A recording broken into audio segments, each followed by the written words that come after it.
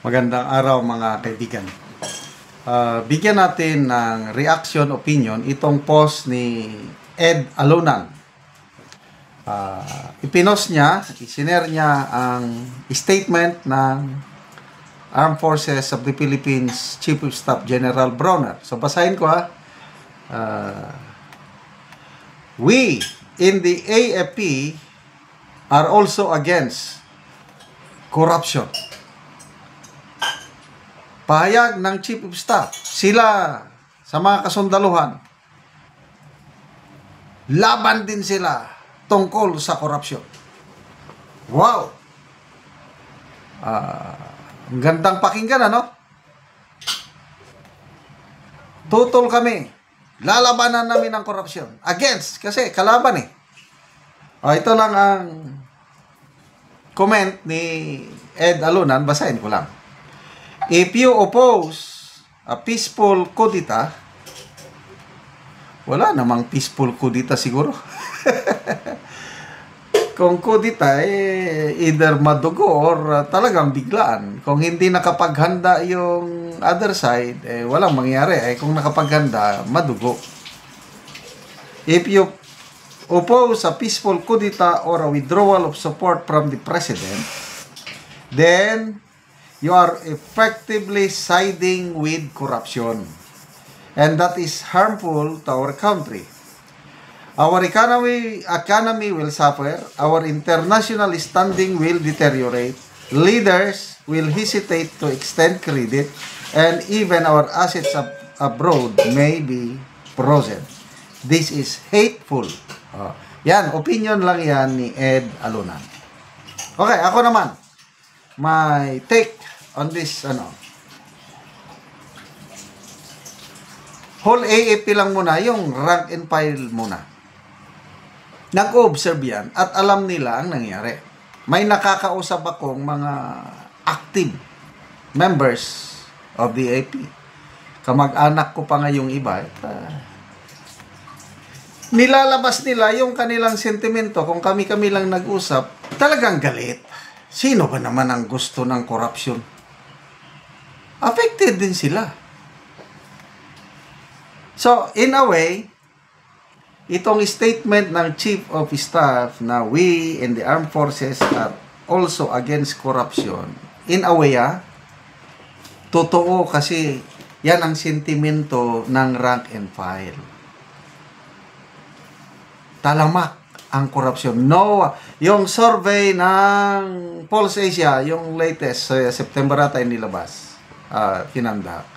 97% of Filipinos, yung respondents, nagsabi na talagang talamak ang corruption sa bansa ngayon. 97%. So, yun na yung general sentiment. Hindi lang mga men and women in uniform, taong bayan, hindi na mo na maitatago yung grabing talamak ang korupsyon. May nabasa akong post kanina, statement ni former Budget Secretary Florencio Butz-Abad, panahon ng Pinoy administration ito. Grabe, sabi niya, nagsimula itong budget insertions noong 2023 pa. Kasi yung 2022, pag upo ng administrasyong Marcos, tapos na yung budget. Kaya sinimulan nila ang mga budget insertions 23, 24, 25. I don't know ngayong 2026 kung nakasingit pa rin sila, parang meron pa rin. Ay, nako. So, estimate ni former Secretary Butz-Abad, aabot ng 2 trillion pesos ang mga budget insertion kung lahat ng departamento pag-aaralan mo. Hindi lang kasi DPWH flood control ang may budget insertion, halos lahat. Kaya ngayon, nabubulgar na. Ang dilema ngayon ng AFP leadership, leadership na, katulad ni General Brown, ano ba? Anong gagawin nila? So, he ruled out, no kudita. And I agree. It will not be good for our country for a kudita dahil nasubukan na noong Cory Aquino administration, I think 9 kudita at sa kasamaang palad, yung bloodiest kudita, yung December of 1989, napasama po ako doon. And sa experience ko, it's not good for soldiers, for civilians, for the whole country. Kaya, grabing pagbulusok ng ekonomiya natin dahil sa mga kudita. Ayoko nang mangyari yun. So, never, kudita is not an answer. So, anong gagawin ng AFP? Hindi sila magkukudita. Ang iba naman sinasabi na withdrawal of support. Depende na yan sa leadership. At tingin ko, hindi nila gagawin yon. Non-political kami, sinasabi. Di kami makikialam. Problema yan sa politika. Kami, dito lang kami, nagmamasid lang. So, dyan ngayon, nagkakaproblema dahil parang walang ginagawa ang AFP sa problema ngayon. So, bahala na ang bahala ko na lang sa Diyos ito. Kasi I believe God is in control. Rally, yes! Tuloy-tuloy lang rally, basta peaceful rally. Huwag lang tularin yung rally na nangyari sa Nepal and Indonesia. Again, that's not good for us. Rally, tuloy-tuloy ang rally. Dahil sa kararally, yan, apektado ang ekonomiya.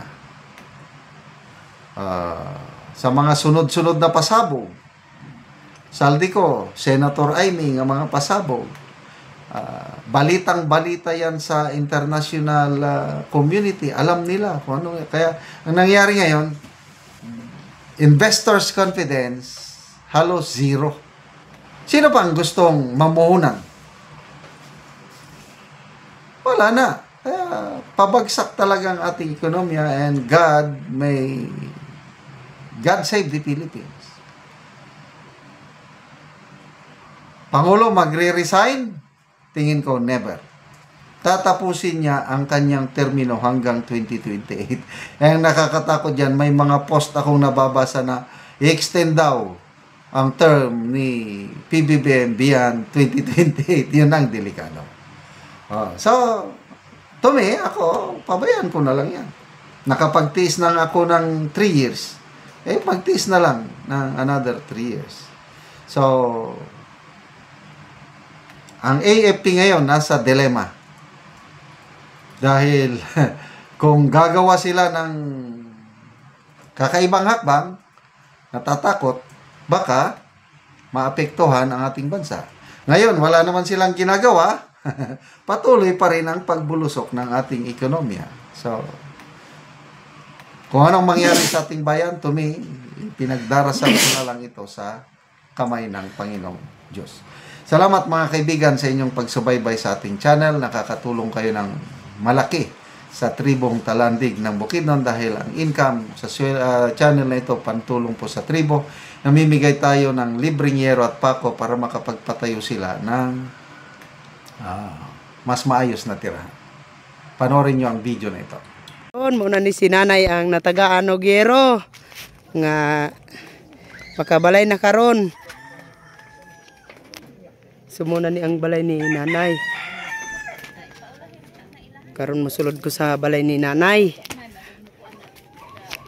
Sumuna ni ang balay ni nanay sa natagaan na mo og yero. Sumuna ni ang iyang gipuy-an.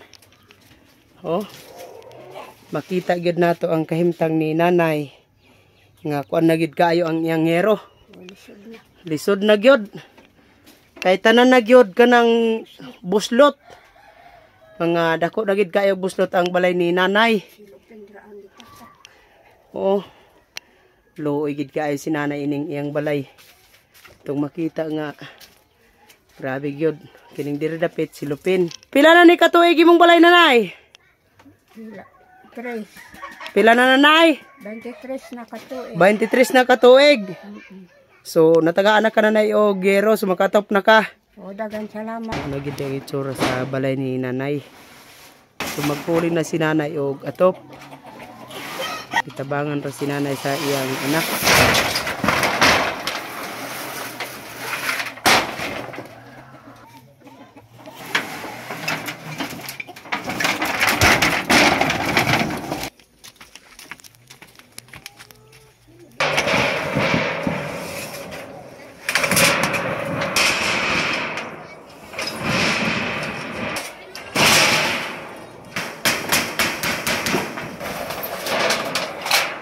Ug karon humanagyod sa pag-atop ang balay ni nanay, maayo na nga so nakaatop na gid siya. Salamat sa nagtabang kanak. Salamat sa Ginoo og nagtabang sa sin nga nakaatop na ako nga balo ako.